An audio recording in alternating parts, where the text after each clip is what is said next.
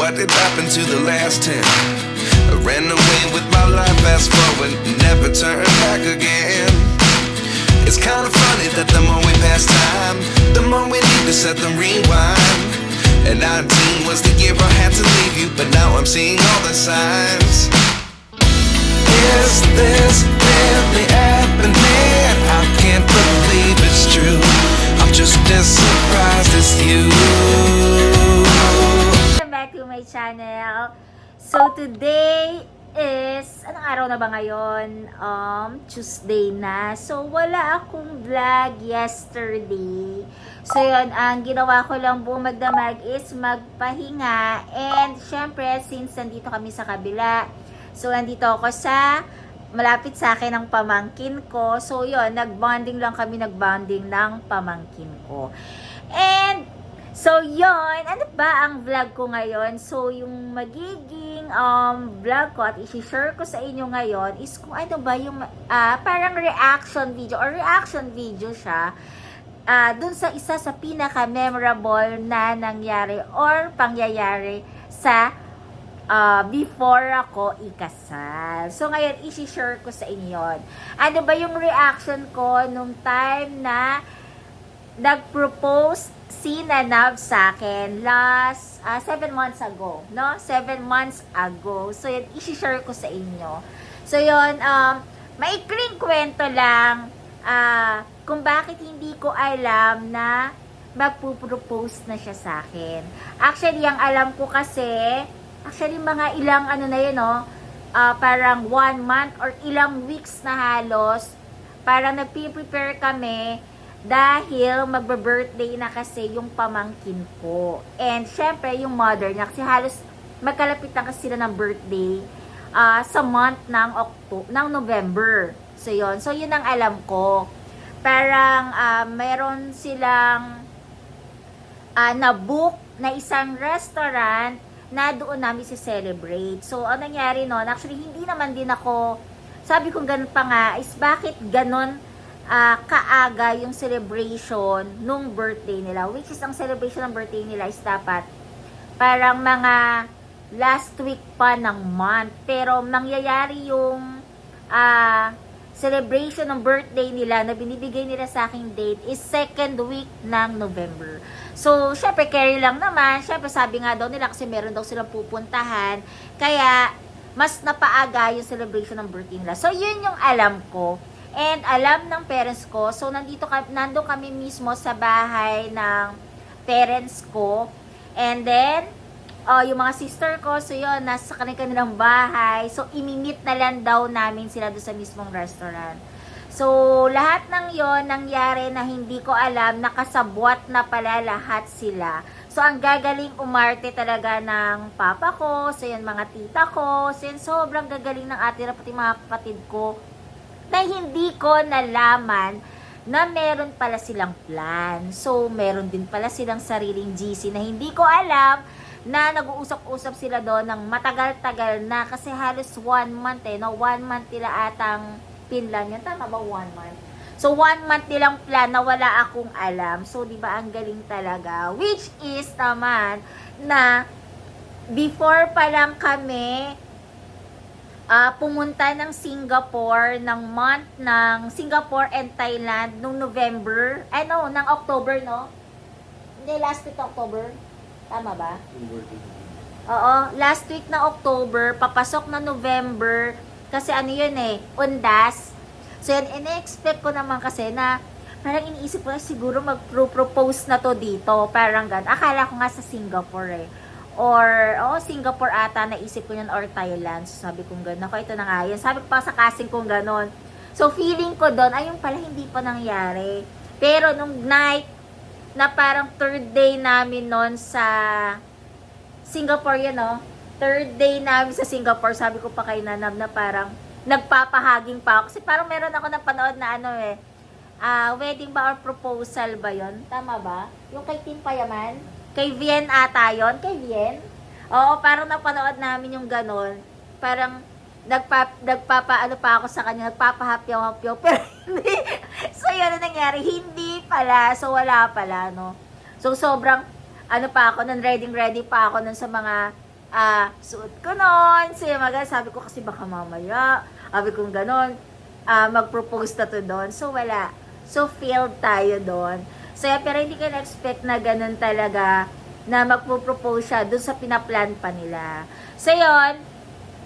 And, eto na pala, yung kwento, nung buwabiyahe pa lang kami, kasi kasabay namin yung father ko and mga tita ko. Then, nauna na pala yung mga sister ko dun sa mismong resto na na-book nila. So, talagang wala, ang galing talaga. As in, na-traffic pa kami kasi parang na-late na ata dun sa napabook nilang restaurant. Parang na-late na eh. Sina na parang nag-ano pa na, ano ba yan? Inis-inis siya kasi daw, traffic. Kasi talaga traffic kami, parang 2 hours ata. 2 hours tayo bumiyahe, no? 2 hours kami bumiyahe. So, yon, ayan, ipapakita ko na sa inyo yung video. Actually, 3 version yon ng video nung marriage proposal ni Nanab sa akin. Siyempre kasi, di ba, maraming nagbi-video. So, yung lahat ng video yon nanggaling sa kanila. And nga pala, before ko pakita sa inyo yung pinaka-video, sabi pala sa akin ni Nanab, nasa Singapore kami, na kung magpo-propose ako dito, parang wala daw, parang, ano masabi mo? Ano yung sabi sa akin? Walang saksi, ano yan? Ayun, sabi niya, wala daw witness na sasagutin ko siya or mag-yes ako. Tsaka wala daw mga magbi-video and wala daw kukuha ng picture. Ako namang yun ang sagot niya sa akin. Parang sa isip ko, pero naman, kasi kasama naman yung brother niya nun and yung cousin niyang isa. Kaya lang, inisip nga namin kasi, since tuhog kasi yung punta namin ng ng Singapore and Thailand that time, parang ang tagal natin noon, ilang days tayo? 10 days? Halos sa 10 days na yon, hinati namin yon. Parang ilang days kami sa Bangkok, hati-hati, no? 5 days, no? Or mas mahaba yung Thailand natin. So, parang mas mahaba yung Thailand namin. Then, yung Singapore namin, 4 days. 6 days ata kami nasa, 6 days kami nasa Thailand. Parang 4 days kaming nasa Singapore. So, yun. So, hindi kami, parang magmi-meet kami nung brother niya and yung cousin niya. Parang 2 days na lang, parang ganon. Parang 2 days na lang kasi kami naman ang pupunta doon. Nauuna silang pumunta doon kasi yung brother niya naunang pumunta ng Singapore. So, susunod kami doon, parang ganon. O, tuhog na na vacation namin. So, yun, na-expect ko talaga yon. So, ito, papakita ko na sa inyo yung video. Kung ano ba yung reaction ko. Kasi pag nakikita ko kasi to, actually, naisip ko lang na sabi ko, ay, gumawa kaya ako ng vlog na ano yung magiging reaction ko dun sa video mismo nung proposal. Kasi syempre, hindi ko alam, hindi ko in-expect. Na ganun pala yung magiging reaction ko. So, pakita ko na sa inyo yung pinaka-reaction ko. So, ayun. Pumasok na kami ng restaurant. Ang sabi ko pa pala dito, so bago ako pumasok dito sa restaurant, kasi sabi ni Nanab, pagpasok namin, kasama ko yung parents ko, yung mga tita ko, sabi niya, magwi-withdraw muna daw siya. So, yung parang kwento, magwi-withdraw daw siya kasi nakakita kami ng video. Sabi ko, bakit kaya mag-withdraw? Siyempre, kilala ko siya, taga-tayo ko na siyang sabi siya, mag-withdraw, anong gagamitin? Saan niya gagamitin yung pera? Di ba treat nga ng kapatid ko? Siya ang may sagot ng resto. Sabi ko, sige na nga. Then, eto naman tita kong isa, kasi may daanan kaming parang Tiangge. Parang Tiangge yun eh. Aba, namimili pa ng mga damit. Sabi ko, sige na nga, bili na muna. Imbis na pupuntahan namin yung birthday eh. Tapos ito naman papa ko, magsi-CR daw. Sabi ko, sige, CR na lang, kita na lang kami doon sa Sabi ko pa kay Nanap, kita na lang tayo doon sa mismong or aantay namin siya bago pumasok ng restaurant. Di inantay ko yung tita ko kasi bumibili nga siya, nakabili siya ng pajama nga tayo pajama. Pagkita ko pa, natawa pa ako kasi si Nanab, syempre medyo mahiya-hiyain naman ang ote, pero hindi na mahihain ito dito sa amin eh.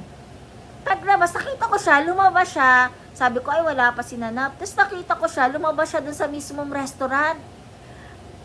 Niloko ko pa siya. Sabi ko pa sa kanyang ganon, akala mo na nasa loob na kami, no? Di lumabas ka ngayon, no? Kasi sila pa lang yung nandun, wala pa kami. Tapos tumawa siya. Tapos sabi niya sa akin, oo nga, wala pa kayo. Akala ko kasi nandun na kayo. So, Akala ko talaga noon, na lumabas siya doon sa mismong restaurant, is nahihiya siya kasi wala pa kaming kasama niya. Makikita niya yung mga sister ko, yung brother ko, yung mga anak niya nandoon. So, hindi pala. Kaya pala siya pumasok doon. Kasi, kaya rin siya sinasabi niya mag-withdraw kasi, i-check niya ata kung ready na. Tama ba? Chine-check niya kung ready na. So, ako hindi ko pa rin alam. So, yung parang private na room yun, no? Yung private na room kasi is medyo papasok ka pa. So, pasok kami. Nauuna akong pumasok. Then, sinanap kasi nasa likod ko eh. So, nahuhuli yung papa ko, yung mga tita ko, nahuhuli sa likod ko. Ang sabi pa niya sa akin, eto pa, paunahin mo muna yung mga, seniors ba sabi mo sa akin? Paunahin mo muna yung mga seniors pumasok. Ay, sabi ko, sige na nga. Sabi ko, puminto pa ako noon. Nung pumasok na sila, hindi ko naman naririnig yung music. And hindi ko rin napansin na madilim yung mismong private room. Wala lang talaga. Iniisip ko baka mamaya dim light lang, ganon.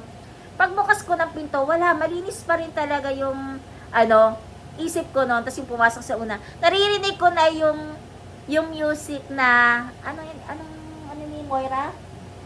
Yung kumpas, paulit-ulit na daw pala yun na tumutugtog kasi ang tagal namin daw. So yun, madilim. So yun, pagpasok na pagpas.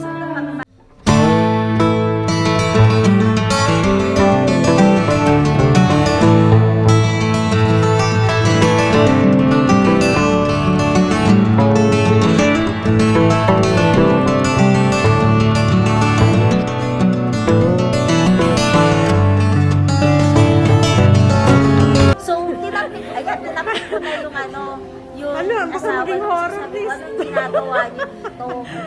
Doon pa lang, hindi ako, paglikod ko, sinanap, binigyan na niya ako ng flowers. Ayun, pagbigay niya sa akin ng flower, hindi ko pa rin nakikita sa kabilang side, yung may nakalagay na hanggang matapos hindi ko nakita ko na lang yun. Nung tapos na lahat, yung kakain na kami. Kasi hindi ako nandito sa kabilang side, natin yung Mary. Parang ganon. Then, ano ba yan? Ayan na, yun nakita ko na siya. Nagbibigay siya ng ring. Iyak na ba ako dito? Ayan, iyak na ako ng iyak. Iyak na ako ng iyak. Ayan, iyak sila iyak. Tapos nag-ano na sila. Parang gano'n na sila. So yan, hanggang lumuhon na siya. Sabi nga nung sister ni Nanab na, hindi ka pa nga nagtatanong parang gano'n. Tapos iyak lang ako ng iyak. Siguro medyo na rin din siya kasi nakikita niya ako umiiyak. Ayan, tapos na siya. Lumuhod na siya at sabi niya, will you marry me? Hindi pa rin ako sumasagot kasi iyak lang ako na iyak. Tapos yun, binibiro nila ako na ano ba daw, mag-yes ba daw ako, hindi. Hanggang nag-yes na ako doon. Tapos siya, kasi umiiyak na si Nanab. Sabi ko nga sa kanya, bakit siya umiiyak after na? Sabi ko, umiiyak ka pala eh. Ayun. Tapos hanggang sinuot na niya yung ring. So yun yung unang video. Hindi pa rin ako lumilingon doon sa Marry Me. Doon sa side. So yun yung last na ito sa first video ko. Then, tignan ko yung next. Kasi iba-iba siya. Tapos, meron pa talaga umabot.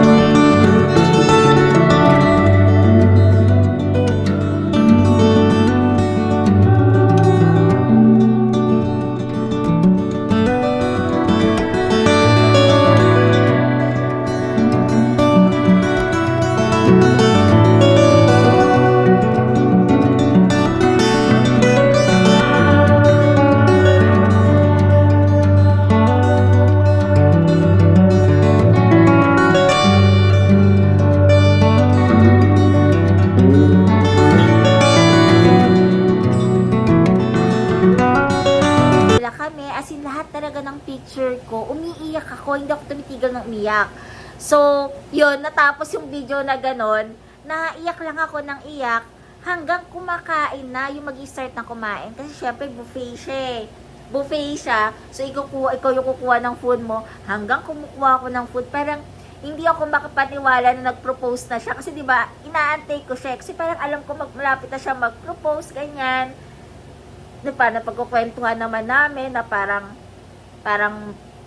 okay na kami, ganyan. Pero hindi ko na-expect na yung sa ganon na masusurpresa ako talaga na sabi ko, ganun pala yung ma-surprise. Kasi never naman kasi ako ma-surprise.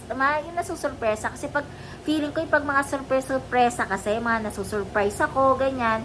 Parang feeling ko, hindi ko kasi alam kung ano yung magiging reaction ko. Kunyari, birthday ko. Kunyari, ganyan. Surprise mo ko sa gifts, ganon. Magte-thank you ako. Pero ang tagal palalabas sa bibig ko na, ay, gaganyan lang ako. Kasi yung hiyang-hiya ako, parang nahihiya ako na nare-receive ko yung bagay na yun. Pero gusto ko yung bagay, pero nahihiya akong tanggapin. Hindi ko alam kung paano ko express na mas maganda pa sa thank you. Yung parang gano'n na sasabihin mo. Ayun, kaya iyak ko na iyak. Kaya lahat ng pictures ko nung sa nag-propose si Nanab sa akin is talagang umiiyak talaga ako. Talagang sabi na para daw horror daw eh. Parang gano'n kasi iyak na iyak. Kaya nagbibiruan sila na hanggang mamaya pag uwi natin iiyak ka. Ganun, iyak ko na iyak talagang hanggang naalala ko yun. Iyak ako ng iyak kasi sobrang tuwa ako kasi talaga. Syempre kasi kasama ang parents ko dun sa pagpupropose sa akin. Di ba kasi never naman kasi di ba bibihira kasi yung mga ganyan na mga lalaki nagpo-propose. Minsan kasi iba nagpo-propose, lang, di ba? Parang kayong dalawa lang, lalabas kayo, kunyari, for example, magbi-beach kayo, magde-date kayo, tapos kayong dalawa lang, tapos parang nagpaalam ka nga sa parents, pero hindi sila kasama. Parang mga ganon, di ba? So, yun. So, yan, syempre, hindi mo na-expect na ganon, na talagang, nagpaalam siya, alam din ng parents niya, in-invite yung mga kapatid niya. So, yan talagang pinaghandaan niya talaga maigi. So, yun lang. Hindi ko na siguro ipakita pa yung last video. Kasi parang parehas lang din ata nung first. So, yun. Then, yung dalawang video na lang ipapakita ko. Kasi halos parehas lang din ata ng una, yung pangatlo. So, yun yung pinaka marriage proposal na ginawa ni Nanab sa akin na gustong-gusto nilang makita kahit sa wedding namin. Parang sa wedding natin, hindi napakita yun, no? Kasi, ina-expect namin na ipapakita rin yun sa wedding, pero hindi na siya naisama. So, yun, yung mga naisama sa wedding namin is yung mga prenup namin na video and mga pictures lang. Actually, itong marriage proposal to that time, as in, medyo mas mataba, medyo chubby-chubby ako nun, ewan ko, hanggang kinasal kami talagang, eto ngayon kasi medyo na ako, bumabalik na ako sa dati, kasi before talaga, sobrang payat talaga ako, kung sa baga, syempre mataba naman sila, sila Kim, sila Kim Chu, mas mataba naman ako kala Kim Chu, pero, kung sa baga, sa ngayon, mas malaman ako ngayon, pero mas malaman ako nung kinasal ako, at nung nag-propose si Nanab. Kasi hindi naman talaga ako nagpapayat nung ikakasal na ako. Kasi parang sa amin naman kasi at para sa akin naman, di ba?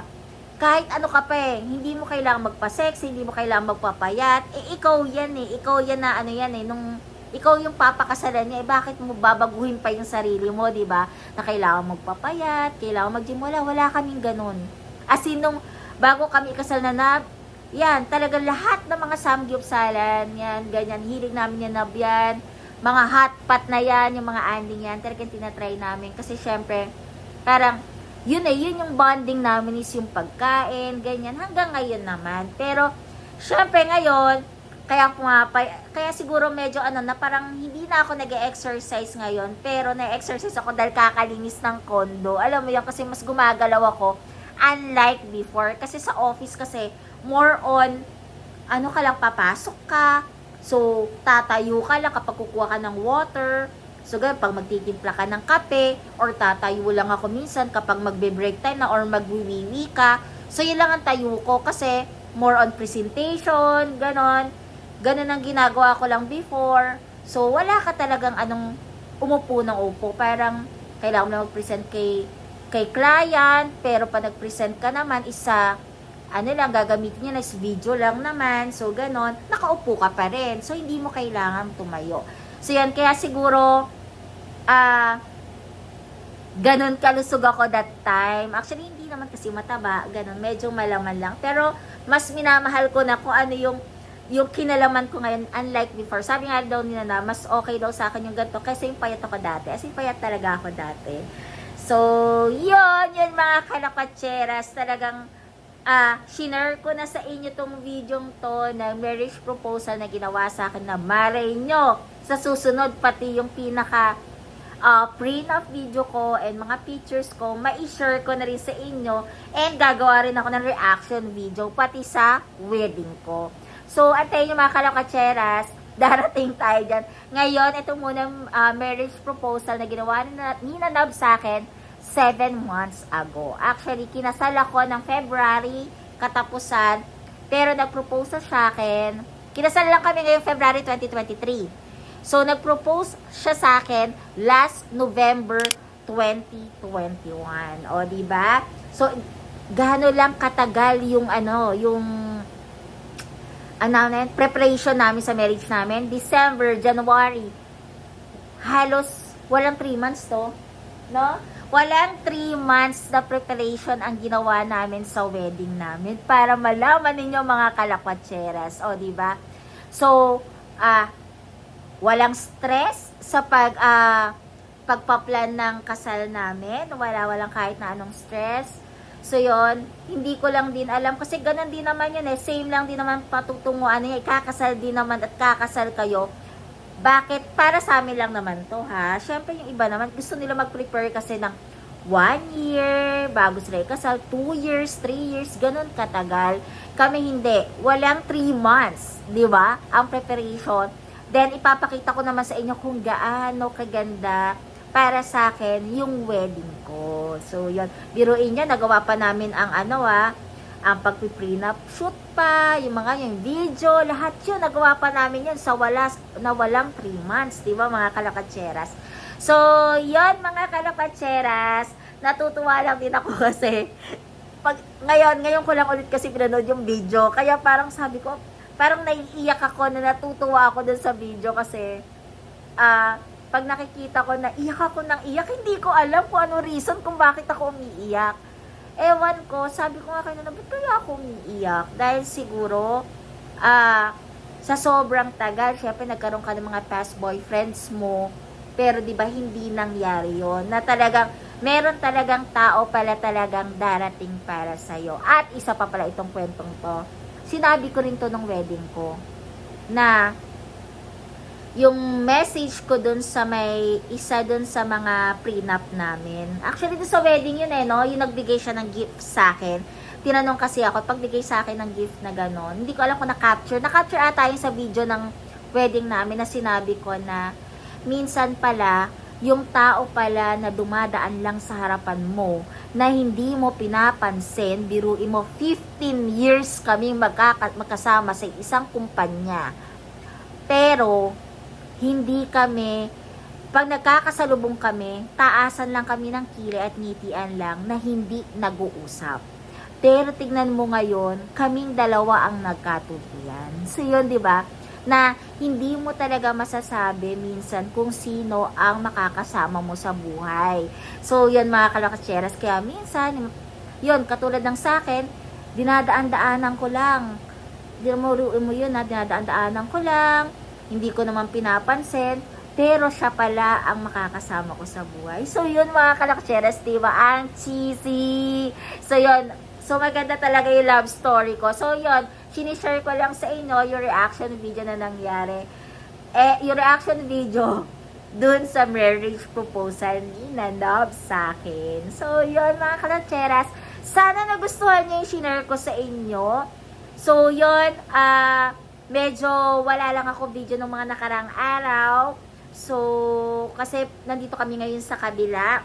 Medyo hindi ako lumabas kasi medyo napahinga ako kasi ang ginawa ko pala dito sa sugat ko kasi is inopen ko na muna siya. So, para, sabi nga sa akin, yun, thank you nga pala, shoutout nga pala kay Bel Yuri. Siya kasi nagsabi din sa akin at nakinig ako sa kanya na sabi niya tanggalin ko muna daw ang band-aid sa kamay ko para mas matuyo siya kasi talaga parang feeling ko hindi pa siya nagilom. So, gusto niyo ba makita? So, parang ang pangit kasi ng kamay ko pa. So, ayan ang itsura pa ng kamay ko. So, yan.